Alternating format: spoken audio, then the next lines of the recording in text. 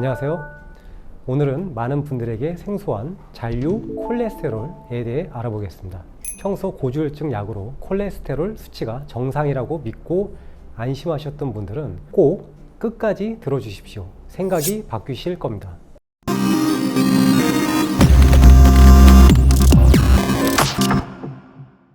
콜레스테롤을 어느 정도 아시는 분들은 혈관에 쌓여서 동맥경화를 만드는 나쁜 콜레스테롤, 즉 LDL 콜레스테롤에 대해 들어보셨을 겁니다. LDL은 풀어서 말하면 Low Density Lipoprotein, 즉 밀도가 낮은 지단백이라는 말입니다. 그렇다면 밀도가 더 낮으면 Very Low Density Lipoprotein, 즉 VLDL이 되고, 반대로 밀도가 높으면 뭐라고 부를까요? High Density Lipoprotein, 즉 HDL이 됩니다. 이들 콜레스테롤 형제들은 주로 간에서 유래합니다. 이들은 우리에게 익숙한 콜레스테롤이죠. 그런데 이들과는 출생이 다른 콜레스테롤이 있습니다. 바로 식사 후 소장에서 만들어지는 킬로미크론이란 녀석입니다. 소장에서 처음 만들어진 킬로미크론은 덩치가 매우 크고 또 분해돼서 잘게 쪼개진 이후에는 몸에서 빠르게 흡수가 되기 때문에 평소에는 큰 문제를 만들지 않습니다. 그러나 당뇨나 비만 혹은 지방간이 있는 사람은요, 대사가 망가져서 킬로미크론이 잘게 쪼개진 이후에도 오랫동안 혈액에서 떠다니게 됩니다. 이렇게 남아서 잔류하는 콜레스테롤을 잔류 콜레스테롤, 영어로는 렘넌트 콜레스테롤이라고 합니다. 그러면 잔류 콜레스테롤은 왜 문제가 될까요? 앞에서 말했듯이 처음 만들어진 킬로미크론은 덩치가 큰 거인 콜레스테롤입니다. 이 녀석은 덩치가 크기 때문에 혈관벽을 통과할 수가 없습니다. 그러나 분해 과정을 겪게 되면 크기가 점점 작아집니다. 이렇게 작아진 잔류 콜레스테롤은 혈관벽을 통과할 수 있는데 혈관에 쌓이면 염증과 동맥경화를 일으킵니다. 마치 LDL처럼요.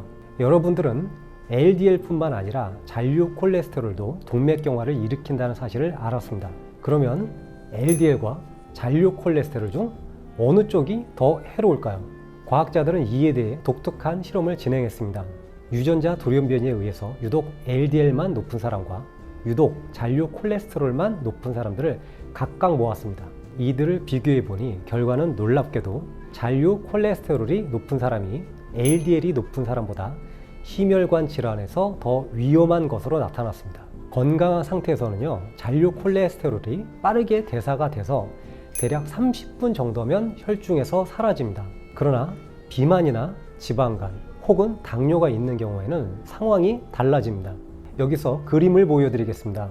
이 그림에서는요, 실험자들을 건강 상태에 따라서 세 집단으로 나눈 뒤 잔류 콜레스테롤의 양을 하루 동안 측정했습니다. 앞서 말씀드렸듯 건강한 경우에는 식후 잔류 콜레스테롤이 빠르게 사라집니다. 그러나 비만이나 지방간이 있는 경우는 비유하자면 배수구가 막혀서 잔류 콜레스테롤이 식후에도 잘 안 빠지는 상태가 됩니다. 당뇨가 되면요, 더 심각해져서 잔류 콜레스테롤이 치솟게 됩니다. 자, 정리하면 잔류 콜레스테롤은 LDL보다 위험한데 건강하지 못할 경우 수치도 매우 높습니다. 그런데 여기서 더 큰 문제가 있습니다. 스타틴이라는 고지혈증 약은 LDL은 크게 낮추지만 불행하게도요, 잔류 콜레스테롤은 낮추지 못했습니다. 이런 결과는 우리들에게 충격을 줍니다. 고지혈증 약으로는 잔류 콜레스테롤에 의한 동맥경화를 완전히 예방할 수 없다는 것인데요. 이를 막기 위해서는 잔류 콜레스테롤에 대한 주기적인 검사와 관리가 따로 필요하다는 뜻입니다. 그렇다면 이렇게 위험한 잔류 콜레스테롤의 수치는 어떤 검사로 알 수 있을까요? LDL과 잔류 콜레스테롤은 서로 다른 곳에서 태어났지만 한 가지 공통점이 있습니다. 이들은 모두 명찰을 하나씩 가지고 있습니다. 그 명찰의 이름은 아포지단백 B라고 하는데 보통 아포B라고 부릅니다. 이 명찰을 전부 세워보면 LDL과 잔류 콜레스테롤의 총 개수를 알아낼 수 있습니다. 여러분들도 혈액 검사를 하실 때 아포B를 꼭 같이 검사해 보시길 추천합니다. 다음으로 잔류 콜레스테롤은 어떻게 낮출 수 있을까요? 기존의 치료법으로는 피브레이트, 에제티미브, 오메가3 등이 사용되고 있습니다만 아직은 효과가 충분하지 못합니다.